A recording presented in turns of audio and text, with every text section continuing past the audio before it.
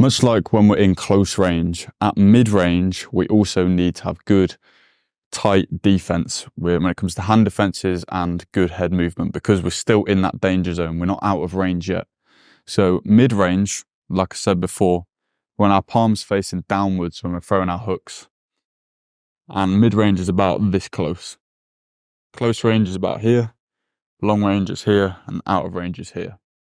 Just like close range, when we're fighting mid-range, we want to have nice tight defenses, good head movement, and we've got our feet nice and planted. We're going to be a little bit less squared up as we were in close range. And when it comes to the angle of our wrist, we want our palms facing down this time as opposed to facing us. Slightly longer range as opposed to long range where we turn our knuckles over here. Long range, although Jordan probably can't get me at long range because I'm too long. Nah, that's absolute rubbish. Anyone who says because you've got a shorter reach means you can't jab someone taller, that's a load of rubbish. It's all about timing and prediction. So don't worry about that. Anyway, when it comes to long range, let's say Jordan extends his jab. This here is long range where he can land long straight shots. So he throws the backhand as well. And throws the long range left hook. Those are all long range shots. Obviously the long range right hook, hooks to the body like so. You can make all these long range by just extending your arm a little bit more. When it comes to throwing the hooks, however, there was a rule. I think it was like a Soviet rule originally, but you've probably seen the boxing gloves with the white circles on the knuckles.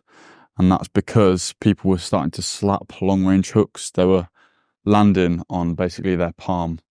And the scoring system meant that they should have had white circles on the end so they know they're landing with knuckles. And that made sure everyone was throwing their long range hooks like so. They were turning their knuckles over. So when you're throwing your hooks at long range, we're turning our knuckles over like so. We're drawing a little C shape. And we're landing on the knuckles like this, as opposed to throwing this long range slap. The only time where we can land that slap effectively is if we're offside to a little bit. And here, my knuckles are still going to land, but that's only because Jordan's a little bit to my left. Long range fighting requires you to move your feet a little bit more, as opposed to relying on hand defenses and head movement when we're mid to short range. So when we're long range, we can have a little bit more of an open guard, a little bit more of a Soviet style, and our stance isn't so squared up like it was medium and short range. We're using our jab and we're using the long range shots, the straight shots, the jab, the backhand, the left hook, the long range hooks like so. We can still throw them hooks to the body, but they're coming right down here. They're like shovel hooks. And we're trying to maintain this long range distance. We're stepping in and out of range using our long range shots. Once we know we're out of range, we're not short, we're not medium, we're not long, we are out of the full extension of your straight shots. So once we know we're past here and out of range, then we can relax a little bit. We could drop our hands, we could have a little shake off.